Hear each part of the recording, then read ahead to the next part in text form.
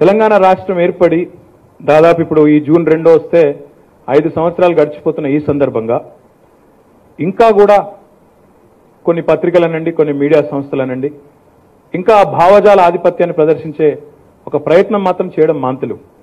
మేమేం చేసినా కరెక్టు, మేమేం చెప్తే అదే వేదం అనే ధోరణి, ఇంకా కూడా తెలంగాణ మీద ఆధిపత్యాన్ని చెలాయించే ధోరణి ఏదైతే ఉన్నదో తప్పకుండా ఆధిపత్య భావనలు పోతే మంచిది. ఎందుకంటే ఎవరు కూడా ఇక్కడ వివాదం కోరుకోవడం లేదు, ఎవరు కూడా ఇంకొకరి మీద ఆధిపత్యం చెలాయించాలని కోరుకోవడం లేదు. తెలంగాణ తన అస్తిత్వాన్ని చాటుకునే దిశగానే ఒక అస్తిత్వ పోరాటం చేసి తెలంగాణ సాధించుకున్న తర్వాత ఇక్కడ రోజు తెల్లారులేవగానే అమరావతి వార్తలు వేయండి, పర్వాలేదు, మాకేం అభ్యంతరం లేదు.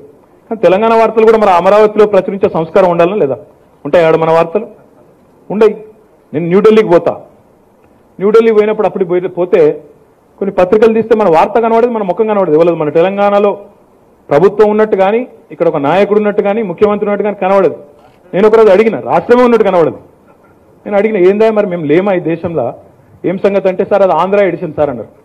మరి ఆంధ్ర ఎడిషన్లో తెలంగాణ వార్తలు రాయనప్పుడు తెలంగాణ ఎడిషన్లో ఆంధ్ర వార్తలు మనకెందుకు అవసరం ఉందా? మరి ఆలోచన చేయాల్సిన అవసరం ఉన్నది ఇది.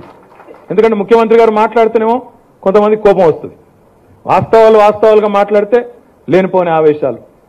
నా విజ్ఞప్తి ఏమంటే, నేను మొన్న ముఖ్యమంత్రి గారు కూడా చెప్పినారు, నేను కూడా అంటా ఉన్నా, ఎక్కడో దగ్గర తెలంగాణ భావజాలాన్ని అణువణువున నింపుకొని పనిచేస్తున్న పత్రికలను తప్పకుండా ప్రభుత్వం కూడా ప్రోత్సహించవలసిన అవసరం ఉందనేది నా భావన.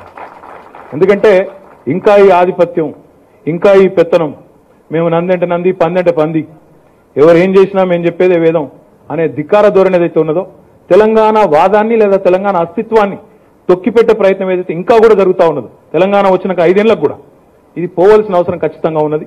ఎవరి గురించి మాట్లాడుతున్నారో నాకంటే బాగా మీకే తెలుసు. వాళ్ళు ఆలోచించుకుంటే మంచిది. ఎందుకంటే ఈ డ్రామా ఇంకెక్కువ రోజులు నడవదు. తెలంగాణ వచ్చినాక కూడా మేమే మీ నెత్తిన కూర్చుంటాం, మేమే ఆధిపత్యం చేస్తాం, మేమే గొప్ప వాళ్ళం, మాకే అంతా తెలుసు, మీకు తెలివి లేదు అనుకుంటే చాలా తప్పవుతుంది. తప్పకుండా ప్రభుత్వ పరంగా కూడా నేను గౌరవ ముఖ్యమంత్రి గారిని కూడా కోరుతాను, ఎక్కడో దగ్గర దీనికి ఫుల్ స్టాప్ పెట్టవలసిన అవసరం ఖచ్చితంగా ఉన్నది, తప్పకుండా జరగాలి. ఆ జరిగే క్రమంలో తెలంగాణ అస్తిత్వాన్ని అనువనువున నింపుకున్న పత్రికలకు, మాధ్యమాలకు పెద్దపీట వేయవలసిన బాధ్యత తప్పకుండా ఉన్నది. మీ అందరి సహకారం కూడా ఆ సందర్భంగా, ఎందుకంటే ఈ మాట ఎందుకంటా ఉన్నా అంటే, అట్లాంటి ప్రయత్నం ఏదైనా మనం చేస్తే ఏం చేస్తారు, వెంటనే ఫ్రీడమ్ ఆఫ్ ఎక్స్ప్రెషన్ ని తొక్కేస్తున్నారు, మీడియా గొంతు నులుముతున్నారు, ఇష్టారీతన వ్యవహారం చేస్తున్నారని మళ్ళా మొత్తం మీడియా మొత్తం మీద జరుగుతున్న దాడిగా కొంతమంది చిత్రీకరించే ప్రయత్నం కూడా చేస్తారు. ఆ అరాచక ప్రచారానికి దయచేసి మా మిత్రులు లొంగిపోద్దని నేను కోరుతా ఉన్నా.